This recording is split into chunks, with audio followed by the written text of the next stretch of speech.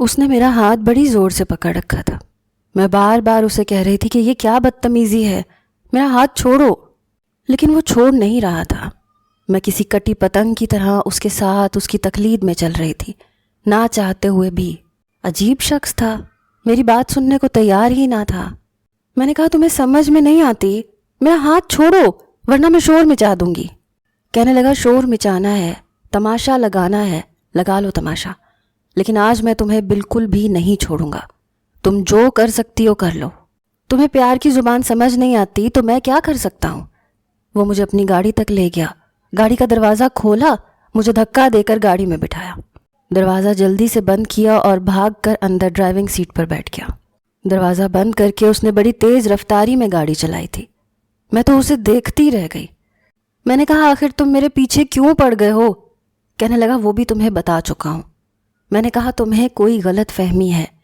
وہ کہنے لگا غلط فہمی نہیں ہے، سچ یہ ہے کہ تم بے وفا ہو گئی ہو، لیکن میں بے وفاؤں کا علاج جانتا ہوں۔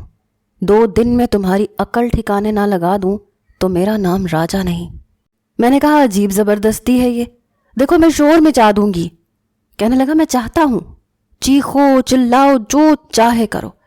یہ کہہ کر اس نے گاڑی کی اسپیڈ اتنی تیز کر دی کہ میں ڈر کے مارے کچھ بول ہی نہ سکی۔ بار بار اسے دیکھ رہی تھی، پتہ نہیں کیوں میرے پیچھے پڑ گیا تھا۔ پچھلے 15 دن سے وہ شخص میرا پیچھا کر رہا تھا۔ پہلی بار اس نے مجھے مال میں دیکھا تھا، دیکھتے ہی بھاگ کر میرے پاس آیا۔ کہنے لگا ہائے ہائے کہاں تھی تم یار، کہاں میں نے تمہیں نہیں ڈھونڈا، کہاں چلی گئی تھی؟ اس نے نام تو میرا بالکل ٹھیک لیا تھا، میرا نام لائبہ ہی تھا، لیکن میں اس اجنبی کو نہیں جانتی تھی۔ میں نے کہا سوری، میں نے آپ کو پہچانا نہیں۔ میری بات سن کر اس نے آنکھیں پھاڑے حیرت سے مجھے دیکھا۔ کہنے لگا مجھے نہیں پہچانا، تم نے اپنے راجا کو نہیں پہچانا، کمال کرتی ہو تم، دیکھو کوئی اپنے شوہر کو بھی بھول سکتا ہے۔ اس کی بات سن کر تو میرے سارے کے سارے طبق روشن ہو گئے۔ میں نے کہا دیکھیں مسٹر، آپ کو کوئی غلط فہمی ہوئی ہے۔ تو کہنے لگا کیسی غلط فہمی، کون سی غلط فہمی؟ یار ہماری شادی ہوئی ہے، ایک بچہ ہے ہمارا، تمہیں کیا ہو گیا ہے؟ یہ کہنے کے بعد اس نے میرا ہاتھ پکڑ لیا۔ میں تو پریشان سی ہو گئی۔ کہنے لگا میرے ساتھ ابھی گھر چلو۔ میں نے کہا کیا کر رہے ہیں آپ، میرا ہاتھ چھوڑیں۔ میں اس وقت مال میں برانڈ میں لگی سیل کے کپڑے خرید رہی تھی، اپنی دوست کے ساتھ آئی تھی، لیکن وہ اپنی شاپنگ میں مصروف تھی، اور یہ پتہ نہیں کون شخص تھا جو آ کر مجھ پر حق جما رہا تھا، مجھے اپنی بیوی کہہ رہا تھا۔ مجھے لگا شاید فلرٹ کرنے کی کوشش کر رہا ہے، جان بوجھ کر مجھے ہراس کر رہا ہے۔ میں نے اس سے اپنا ہاتھ چھڑوایا۔ کہنے لگا لائبہ کیا ہو گیا ہے تمہیں، تم اندازہ نہیں لگا سکتی، میں پچھلے 6 ماہ سے دیوانوں کی طرح تمہیں ڈھونڈ رہا ہوں۔ میں نے کہا آپ کو کوئی غلط فہمی ہوئی ہے، میں آپ کو نہیں جانتی۔ لیکن وہ دوبارہ مجھے پریشان کرنے کی کوشش کرنے لگا۔ میں نے اسی مال کے دکاندار سے کہا کہ دیکھیں یہ صاحب کب سے مجھے پریشان کر رہے ہیں۔ وہ نوجوان جو دکاندار تھا کہنے لگا کیا بات ہے بھائی، کیوں لڑکی کو دیکھ کر ہیرو بننے کی کوشش کر رہے ہو؟ دیکھو اگر ہم سب دکاندار مل گئے نا تو تمہاری وہ حالت کریں گے کہ یاد کرو گے۔ کہنے لگا اپنے کام سے کام رکھو، تم مجھے مارو گے تو کیا میں نے ہاتھ میں چوڑیاں پہن رکھی ہیں؟ منہ نہیں توڑ دوں گا تمہارا۔ یہ لڑکی میری بیوی ہے، میں اپنی بیوی سے بات کر رہا ہوں، پتہ نہیں کس بات پر مجھ سے ناراض ہے، اس لیے ایسا بول رہی ہے۔ میں نے کہا کون سی بیوی، کیسی بیوی؟ میں نے دکاندار سے کہا بھائی صاحب میں اس شخص کو نہیں جانتی، میں اس کی بیوی نہیں ہوں۔ بہرحال وہاں ایک تماشا سا لگ گیا۔ مجھے حیرت کا جھٹکا اس وقت لگا جب 10 دکانداروں کے بیچ میں یہ نوجوان کھڑا ہو کر کہنے لگا میں ثابت کر سکتا ہوں کہ یہ لڑکی میری بیوی ہے۔ تماشا اس قدر بڑھ چکا تھا کہ خواتین بھی اسی دکان کے اندر آ کر کھڑی ہو گئیں۔ میں تو سب کے سامنے شرمندگی میں مبتلا تھی۔ ایک اجنبی شخص مجھ سے یہ دعویٰ کر رہا تھا کہ وہ میرا شوہر ہے، حالانکہ میں نے اسے پہلی بار دیکھا تھا۔ میں نے کہا یہ شخص جھوٹ بول رہا ہے۔ وہ کہنے لگا جھوٹ بول رہا ہوں، میں ابھی بتاتا ہوں، مجھے تو یہ سمجھ نہیں آتی کہ تم سب کے سامنے کیوں میرا تماشا بنا رہی ہو۔ لائبہ تم ایسی تو نہ تھی۔ اس نے تعصب سے مجھے دیکھا تھا، پھر اپنی جیب میں سے موبائل نکالا، موبائل کو آن کر کے گیلری کھول کر تصویریں دکھانے لگا۔ جو دکاندار اس کے ہاتھ سے موبائل پکڑ کے تصویریں دیکھتا تھا ساتھ میں مجھے بھی ضرور دیکھتا تھا، اور پھر عجیب سی نظروں سے مجھے دیکھ کر نظر جھکا کر پیچھے ہٹ جاتا۔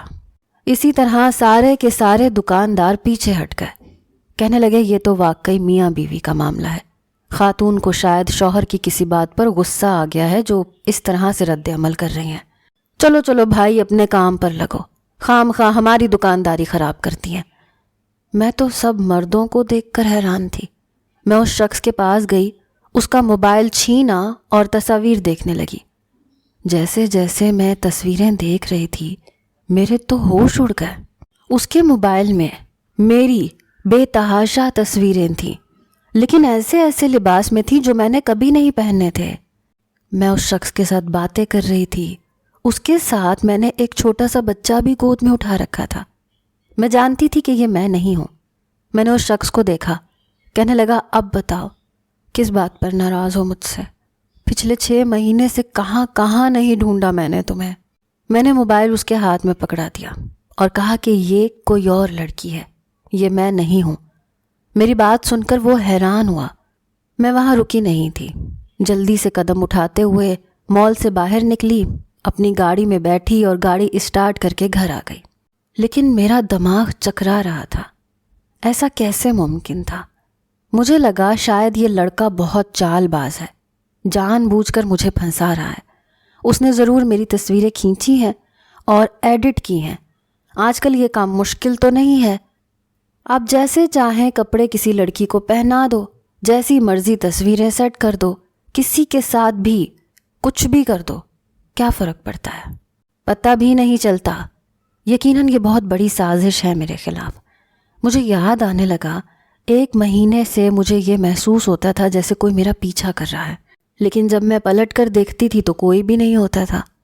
ایسے لگ رہا تھا جیسے میں کسی کی نظروں کے حصار میں ہوں، کسی کی چبھتی ہوئی نظریں مجھے اپنے جسم پر، اپنے وجود پر محسوس ہوتی تھیں۔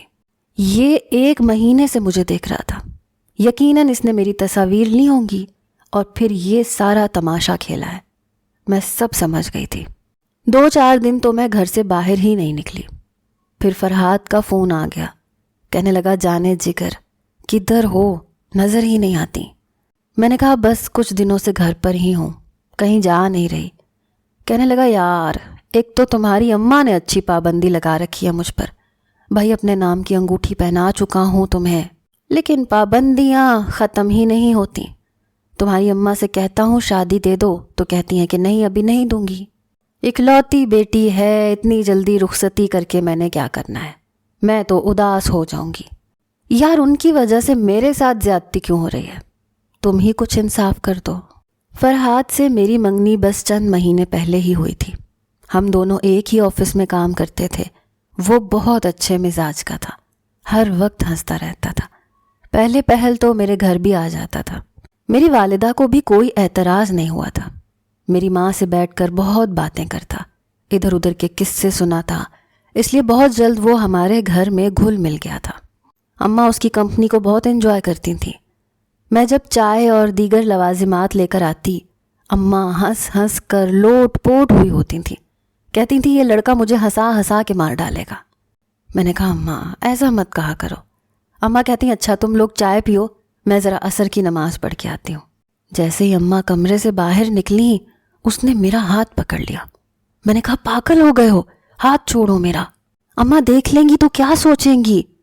تو کہنے لگا تمہیں نہیں پتا تمہاری خاطر کتنے پاپڑ بیل رہا ہوں، تمہاری اماں کا دل جیتنے کی کوشش کر رہا ہوں، جھوٹے سچے قصے سنا سنا کر۔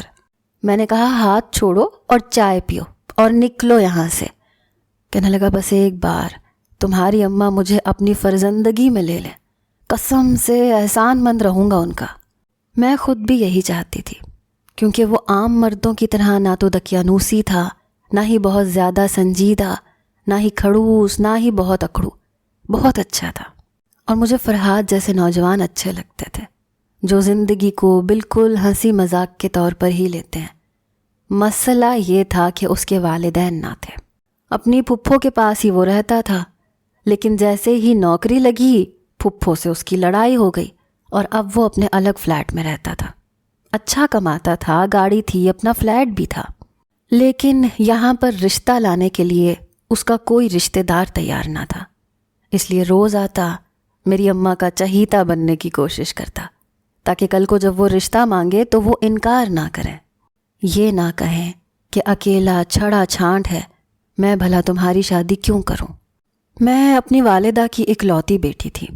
والد 2 سال پہلے ہی انتقال کر چکے تھے۔ ابا کی جائیداد بہت زیادہ تھی۔ مجھے نوکریاں کرنے اور کمانے کی کوئی خاص ضرورت نہیں تھی۔ ہم ماں بیٹی کا بہت اچھا گزارا ہو رہا تھا، لیکن بس مجھے جاب کا شوق تھا، اس لیے شوقیہ طور پر کر رہی تھی۔ پورے 6 ماہ بعد اس نے میرا رشتہ مانگا تھا اور اماں اسے حیرت سے دیکھ رہی تھیں۔ وہ میری ماں کے گھٹنوں کے پاس ہاتھ رکھے زمین پر بیٹھا تھا۔ کہنے لگا، آنٹی ایسے نہیں جاؤں گا، آپ کو مجھے اپنی فرزندگی میں لینا ہی پڑے گا۔ اماں کچھ دیر تو اسے دیکھتی رہی، پھر مجھے دیکھنے لگی، پھر کہنے لگی، میں تو تمہیں اپنا بیٹا ہی سمجھنے لگی تھی، مجھے تو لگا تھا کہ تم لائبہ کو بہن سمجھتے ہو، مجھے پتا ہوتا کہ تمہارا ایسا کوئی ارادہ ہے تو میں تو تمہیں گھر میں گھسنے بھی نہ دیتی۔ میں اماں کے پاس بیٹھ گئی، اماں کا ہاتھ پکڑ لیا۔ میں نے کہا، اماں پلیز مان جائیں، اچھا ہے، بیچارے کی شکل دیکھیں کتنا معصوم ہے، اگر آپ نے انکار کر دیا تو دل ٹوٹ جائے گا اس کا۔ اپنی ماں کی عادت سے میں واقف تھی، ان کی آنکھوں میں فرحات کے لیے پسندیدگی دیکھ چکی تھی، یہ بھی جانتی تھی کہ وہ انکار نہیں کریں گی، بس اسے تنگ کر رہی ہیں۔ لیکن اس بیچارے کی تو جان پر بنی ہوئی تھی، بڑی مسکین سی شکل بنا کر وہ منت سماجت کرتا ادھر آتا تھا۔ اماں ایک دم سے ہنس دیں تو وہ بڑی حیرت سے دیکھنے لگا۔ وہ کہنے لگیں، تم میرے بیٹے ہی ہو، جب لائبہ راضی ہے تو میں کون ہوتی ہوں انکار کرنے والی، لیکن دیکھو میاں، شادی جلدی نہیں کروں گی۔ تب تو بس اسے مجھ سے رشتہ قائم کرنا تھا۔ کہنے لگا، جب مرضی کرتے ہیں، بس میں انگوٹھی لے کر آیا ہوں، آپ اجازت دیں تو لائبہ کو اپنے ہاتھ سے پہنا دوں۔ میری والدہ نے کہا، ہاں اس کی اجازت ہے، لیکن جیسے ہی اس نے مجھے انگوٹھی پہنائی، میری والدہ نے اس پر پابندی لگا دی کہ جب تک شادی نہیں ہو جاتی اب تم میری بیٹی سے یوں کھلے عام نہیں ملو گے، نہ ہی تم گھر پر آؤ گے، سکون سے اپنے گھر جا کر بیٹھا کرو۔ یہ سننا تھا کہ وہ منہ کھولے حیرت سے دیکھنے لگا، کہنے لگا، یہ کیسا رشتہ طے کیا آپ نے، یہ تو سراسر ناانصافی ہے، ایک تو آپ شادی لیٹ کر رہی ہیں، پھر ملنے پر بھی پابندی لگا رہی ہیں۔ میری والدہ کہنے لگی، بس میرے ایسے ہی اصول ہیں۔ بہرحال ہم اکثر باہر ملتے تھے، کسی ریسٹورنٹ میں کھانا کھا لیتے تھے، آدھا گھنٹہ بیٹھ کر وہیں پہ باتیں کر لیتے تھے، یا کسی مال میں مل لیتے تھے۔ البتہ وہ میرے گھر نہیں آتا تھا، مجھے بس یہی کہتا رہا کہ اپنی ماں کو راضی کرو، مجھ سے اب انتظار نہیں ہوتا۔ بہرحال میری والدہ بھی میری شادی جلدی کرنا چاہتی تھیں، لیکن حوصلہ نہیں کر پا رہی تھیں۔ کہتی تھیں، تم فرحات کے ساتھ اپنے گھر چلی جاؤ گی تو میں اکیلی رہ جاؤں گی۔ میں نے بہت کہا کہ اماں آپ بھی ہمارے ساتھ رہنا۔ کہنے لگی، نہیں، بیٹیوں کے گھر مائیں نہیں جایا کرتی، نہ ہی مجھے گھر دامادی پسند ہے، ورنہ فرحات کو ایک بار کہوں تو آ کر بستر لگا لے گا۔ ساتھ ہی وہ ہنسی تھی۔ میں نے کہا، ایسی بھی کوئی بات نہیں ہے، اس کا اپنا گھر ہے، بے شک وہ ہنستا رہتا ہے لیکن اس معاملے میں بہت خوددار ہے، ایک رات یہاں نہیں رکے گا۔ بڑے مان سے میں نے یہ بات کہی تھی کیونکہ میں فرحات سے واقف تھی۔ پہلے فرحات کا فون سن کر میں نے سوچا کہ مجھے فرحات کو سب کچھ بتا دینا چاہیے، لیکن پھر سوچا کہ وہ اتنا بھی اچھا نہیں ہے کہ میری ایسی بات سن کر اس لڑکے کو بخش دے، وہ تو اس کا منہ توڑ کے رکھ دے گا اور مجھ سے بھی پوچھے گا کہ آخر وہ کون ہے، کیوں تنگ کر رہا ہے۔ میرے معاملے میں وہ ایسا ہی تھا، شاید محبت کرنے والے ایسے ہی ہوتے ہیں۔ میری زندگی بہت اچھی گزر رہی تھی جب تک کہ یہ راجہ نامی مصیبت میری زندگی میں نہیں آئی تھی۔ پتہ نہیں یہ کہاں سے ٹپک پڑا تھا اور میرے ساتھ ایسا کیوں کر رہا تھا۔ بات یہیں تک نہیں تھی کہ اس نے مجھے تنگ کیا تھا یا میری تصویریں کھینچ کر انہیں ایڈٹ کر کے اپنی بیوی ظاہر کرنے لگا تھا۔ دن بدن وہ اپنی حدود کو تجاوز کرنے لگا تھا۔ 3-4 دن بعد جب میں باہر گئی تو مجھے ایسے لگا جیسے میری گاڑی کا پیچھا کوئی گاڑی کر رہی ہے۔ جب میں نے سائیڈ ویو مرر میں سے دیکھا تو اس کی گاڑی میرے بالکل پیچھے تھی۔ شاید میرا پیچھا کرتے کرتے وہ میرے گھر کو بھی دیکھ چکا تھا۔ اب میں سوچ چکی تھی کہ مجھے فرحاد سے بات کرنی چاہیے۔ پتہ نہیں اس شخص کو کیا تکلیف ہے، لیکن ایسا تو موقع ہی نہیں آنے دیا اس نے۔ میں ایک لائبریری جا رہی تھی، مجھے وہاں سے کچھ کتابیں لینی تھی کیونکہ مجھے کتابیں پڑھنے کا بہت شوق تھا۔ جیسے ہی میں نے لائبریری کے باہر اپنی گاڑی کھڑی کی، اس نے بھی وہیں اپنی گاڑی کھڑی کر دی۔ میں اپنی گاڑی سے نیچے اتری تو وہ میرے سامنے آ گیا۔ کہنے لگا، کس کے پاس رہ رہی ہو تم؟ کون ہے وہ عورت؟ وہ مجھ سے یوں بات کرتا تھا جیسے میں اس کی جاگیر ہوں، جیسے وہ سارا حق رکھتا ہے مجھ پر۔ میں نے کہا، آپ سے مطلب؟ آپ ہوتے کون ہیں مجھ سے پوچھنے والے؟ وہ میرے پاس آیا اور دھاڑتے ہوئے بولا، کہنے لگا، میں روز روز ثبوت نہیں دوں گا کہ میں کون ہوں۔ جو پوچھ رہا ہوں وہ بتاؤ، کون ہے وہ عورت جس کے ساتھ تم رہ رہی ہو؟ میں نے کہا، میں بھی تمہاری جواب دہ ہرگز نہیں ہوں۔ میرا یہ کہنا تھا کہ اس نے میرا بازو پکڑا اور جھنجھوڑ کے رکھ دیا۔ کہنے لگا، تم میری جواب دہ ہو، میری بیوی ہو۔ میں نے کہا، او مسٹر، بہت ہو چکا ہاں؟ تم مجھے بیوی کہو گے تو کیا میں تمہاری بیوی ہو جاؤں گی؟ میں تمہاری کچھ نہیں لگتی۔ یہ جو فیک قسم کی تصویریں تم نے اپنے موبائل میں جمع کر رکھی ہیں نا، اس سے تم دوسروں کو بے وقوف بنا سکتے ہو، مجھے نہیں۔ اور اب اگر تم نے آئندہ میرا پیچھا کرنے کی کوشش کی تو میں تمہیں پولیس کے حوالے کر دوں گی۔ یہ کہنا تھا کہ اس نے مجھے بازو سے پکڑا، زبردستی مجھے اپنی گاڑی میں بٹھا دیا اور پھر تیز اسپیڈ سے گاڑی چلانے لگا۔ مجھے سمجھ نہیں آ رہی تھی وہ مجھے لے کے کہاں جا رہا ہے۔ بے تحاشا غصے میں تھا۔ میں نے کہا، تم مجھے کہاں لے کے جا رہے ہو؟ کہنے لگا، وہیں جہاں تمہیں جانا چاہیے، اب بالکل چپ چاپ بیٹھی رہو۔ میں نے کہا، تمہیں کوئی غلط فہمی ہوئی ہے، میں نہیں ہوں تمہاری بیوی، تمہیں سمجھ میں کیوں نہیں آتا؟ کہنے لگا، گھر چلو، سب یاد آ جائے گا۔ پتہ نہیں کیوں وہ زبردستی میرے ساتھ زبردستی کر رہا تھا۔ 1.5 گھنٹے کی مسافت کے بعد وہ مجھے جس جگہ لایا تھا، میں اس جگہ سے بالکل انجان تھی۔ بڑا عجیب سا علاقہ تھا۔ اس نے گاڑی ایک فلیٹ کے نیچے روکی، پھر اپنا دروازہ زور سے بند کر کے میرے دروازے کے پاس آیا۔ میرا دروازہ کھول کر مجھے بازو سے پکڑ کے باہر نکالا اور فلیٹ کے اندر لے گیا۔ میرا دل خوف کے مارے ہلکورے مار رہا تھا۔ اس نے دروازہ زور سے کھٹکھٹایا۔ میں نے کہا، تمہیں کیوں سمجھ میں نہیں آتا؟ کیوں میرے پیچھے پڑ گئے ہو؟ میں جانتی ہوں کہ تم کون ہو، دیکھو تم بہت پچھتاؤ گے۔ کہنے لگا، تم تھوڑی دیر چپ نہیں رہ سکتی؟ ایک بوڑھی عورت نے دروازہ کھولا۔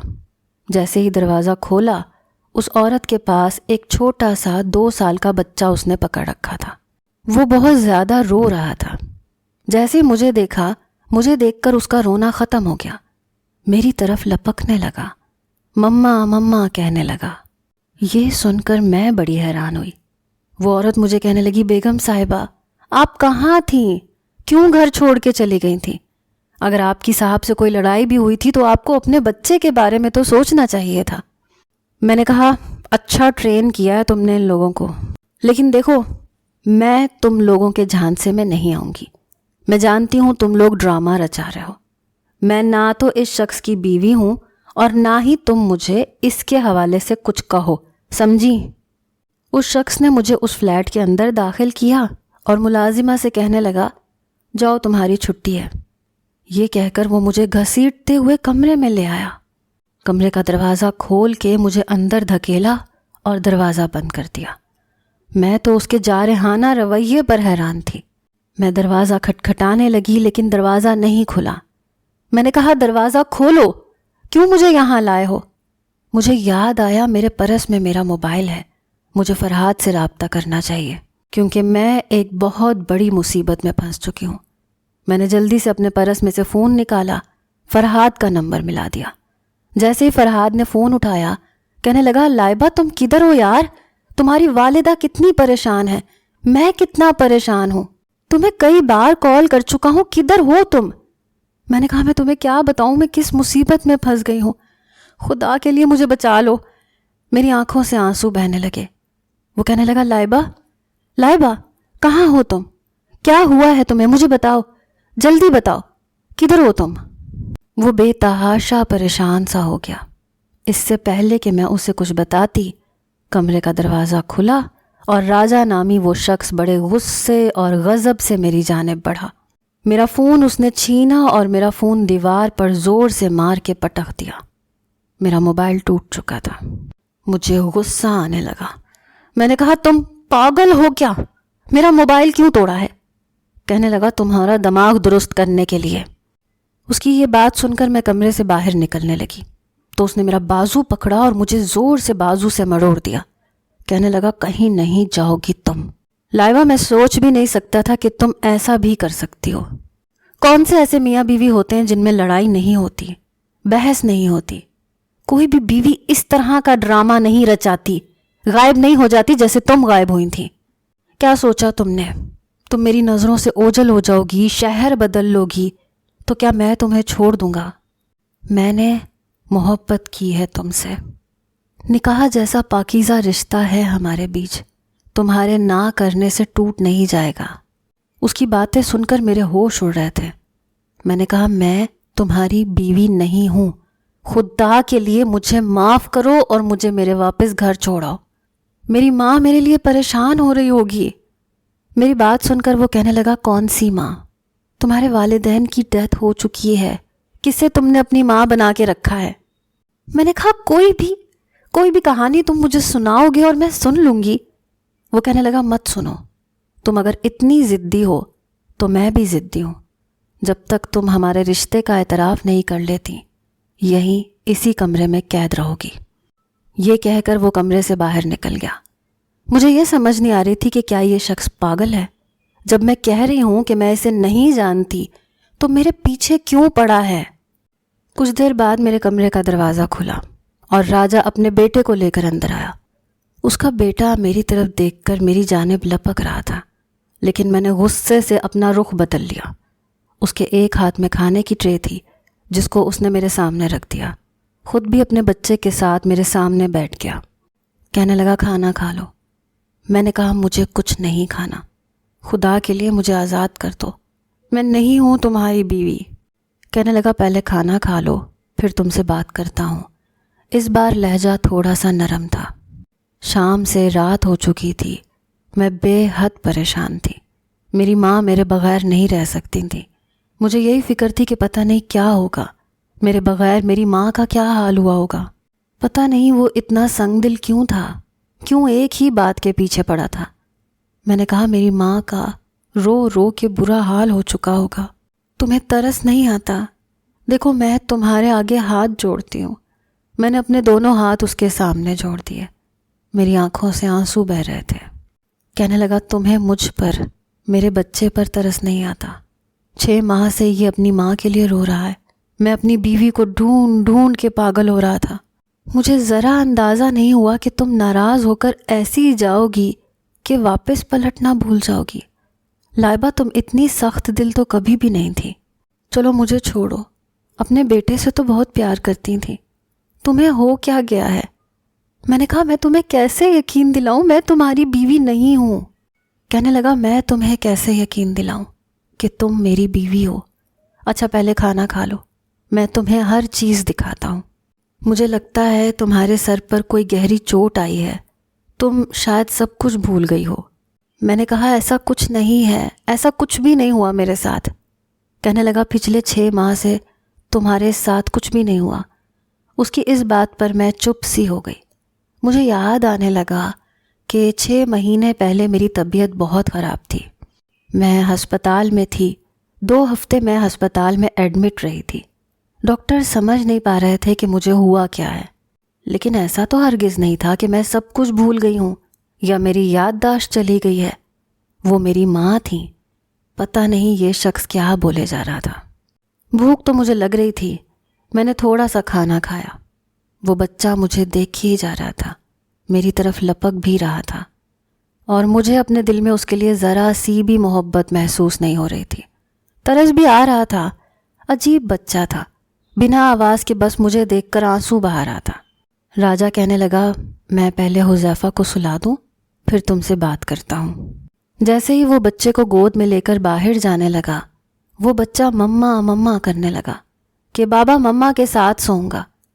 راجہ کہنے لگا تمہاری مما کا دل پتھر کا ہو چکا ہے بیٹا. جب تک وہ موم کا نہیں ہو جاتا تم میرے ساتھ ہی سوگے. بچہ رونے لگ گیا. راجہ اسے باہر لے گیا. کمرے کا دروازہ بند تھا، لاک بھی تھا. میں بے بسی کی آخری حد پر تھی. مجھے اپنی ماں کی فکر ستائے جا رہی تھی. پتہ نہیں رو رو کر ان کا کیا حال ہوا ہوگا، کھانا بھی کھایا ہوگا کہ نہیں. راجہ میرے کمرے میں آیا. اس نے دروازہ بند کیا، پھر اپنی الماری کھولی اور اس میں سے کچھ البم اور کچھ پیپرز نکالے. پھر بیڈ پر میرے سامنے بیٹھ گیا. کہنے لگا تمہیں لگتا ہے کہ میں نے موبائل پر تمہاری تصویریں لی تھیں اور انہیں ایڈٹ کر کے اپنے ساتھ جوڑا ہے. یہ ہماری شادی کی البم ہے، دیکھ لو انہیں. یہ تصاویر تو جھوٹی نہیں ہو سکتی.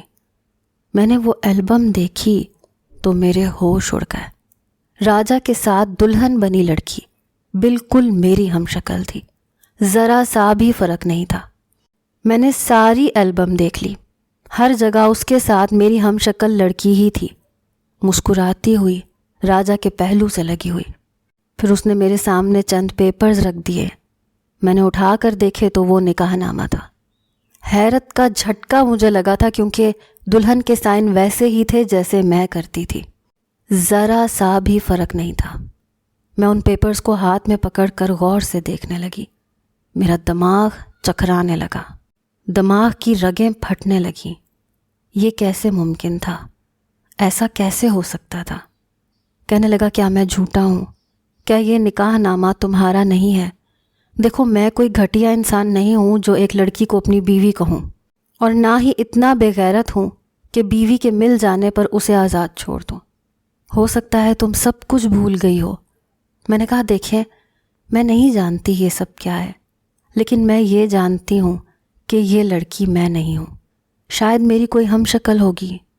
تمہارا نام لائبہ نہیں ہے. میں نے کہا میرا نام لائبہ ہی ہے، لیکن میں یہ نہیں ہوں. میں اچھی طرح سے جانتی ہوں کہ میری کوئی شادی نہیں ہوئی.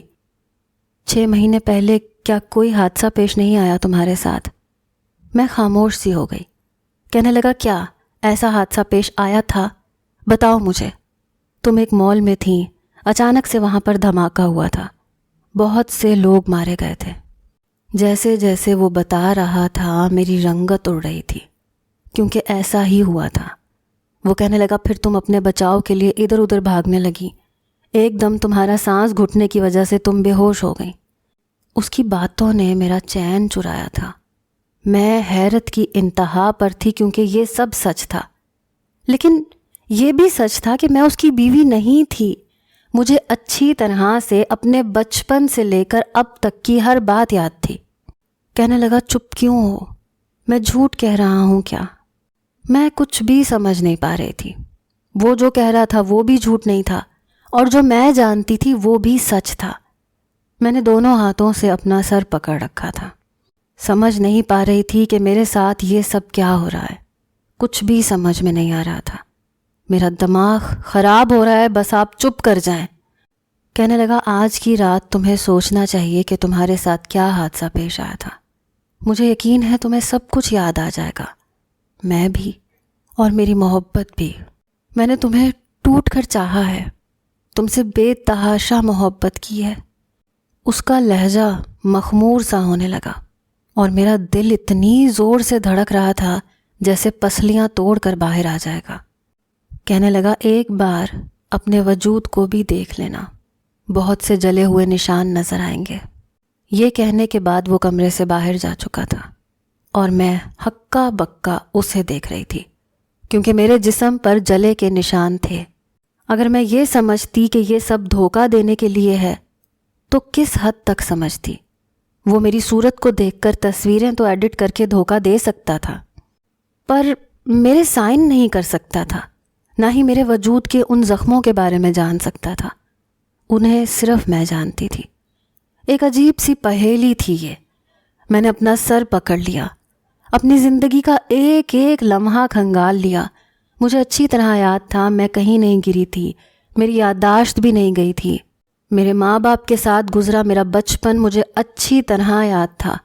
میری زندگی میں صرف ایک مرد آیا تھا اور وہ فرحات تھا. اس سے پہلے کوئی نہیں آیا تھا. انہی سوچوں کو سوچتے سوچتے نہ جانے کب میری آنکھ لگ گئی۔ جب میں اٹھی تو وہ بچہ میرے بیڈ پر بیٹھا ہوا تھا، مما مما کہتے ہوئے میرے چہرے پر ہاتھ پھیر رہا تھا۔ میں نے ذرا سی آنکھیں کھولی تو میرا چہرہ چوم رہا تھا۔ کہنے لگا مما اٹھ گئیں۔ اس سے پہلے کہ میں اٹھ کر جاتی وہ میرے سینے کے ساتھ لگ کر مجھے چومنے لگا۔ میں اتنی بے حس نہ تھی کہ اسے خود سے جدا کر دیتی۔ میں نے اسے اپنے ساتھ لگایا، پھر اٹھ کر بیٹھ گئی، اس بچے کا ماتھا چوما اور پھر اسے ایک طرف بٹھا دیا۔ کچھ ہی دیر کے بعد راجا کمرے میں آیا۔ اس کے ہاتھ میں ناشتہ تھا۔ مجھے دیکھ کر مسکرانے لگا۔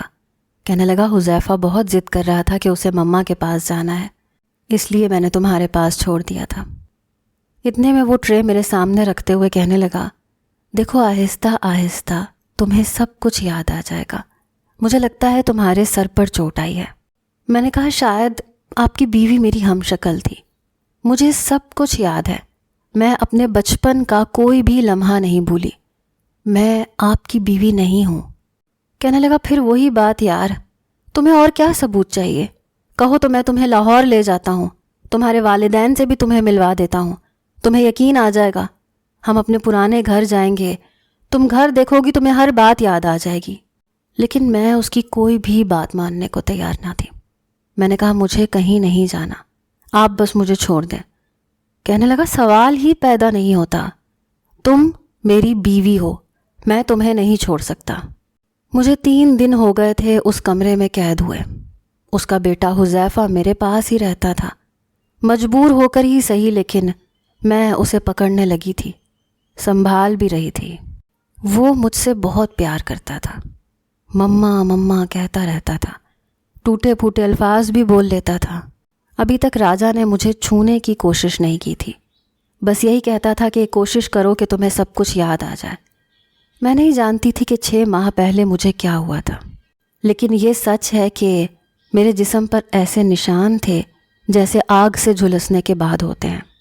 تب سے میں رات کو نائٹی پہن کر سوتی تھی، کیونکہ مجھے رات کے وقت تنگ کپڑے نہیں پہنے جاتے تھے۔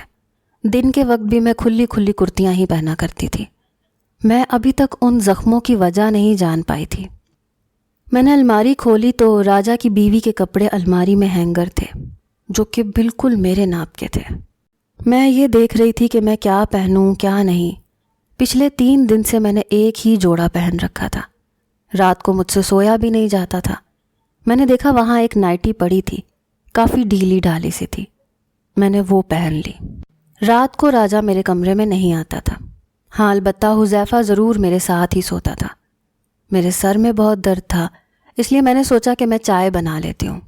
اس کے فلیٹ میں میرے اور اس کے علاوہ کوئی بھی نہ تھا۔ میں اسی نائٹی میں کچن میں آ گئی، چائے کے لیے کیتلی ڈھونڈنے لگی۔ کچھ ہی دیر بعد مجھے سب کچھ مل چکا تھا۔ میں اپنے لیے چائے بنانے لگی۔ ابھی میں چائے بنا ہی رہی تھی کہ مجھے پیچھے سے کسی نے اپنے حصار میں لیا۔ میری تو جان ہی نکل گئی۔ راجا کی آواز میرے کانوں میں پڑی۔ کہنے لگا تمہیں لگتا ہے یاد آ گیا سب کچھ، آج تم میرے پسندیدہ لباس میں ہو۔ میں نے کہا پلیز ایسا کچھ نہیں ہے، یہ میں نے اس لیے پہنا ہے کیونکہ، لیکن اس کی بڑھتی ہوئی جسارتوں نے میری بولتی بند کر دی۔ میں اس سے اپنا آپ چھڑوانے کی کوشش کر رہی تھی، لیکن سب کچھ ناکام تھا۔ اس نے مجھے گود میں بھر لیا اور اپنے کمرے میں لے گیا۔ کمرے کی بتی بجھائی اور میرے کپڑے۔ اسٹوری کا اگلا حصہ کل آئے گا، اور آپ لوگ اسٹوری کے بارے میں بھی کمنٹ دے دیا کریں کہ آگے کیا ہونا چاہیے، کیا ہو سکتا ہے، اور آپ کو یہ کہانی کیسی لگی۔ شکریہ، اللہ حافظ۔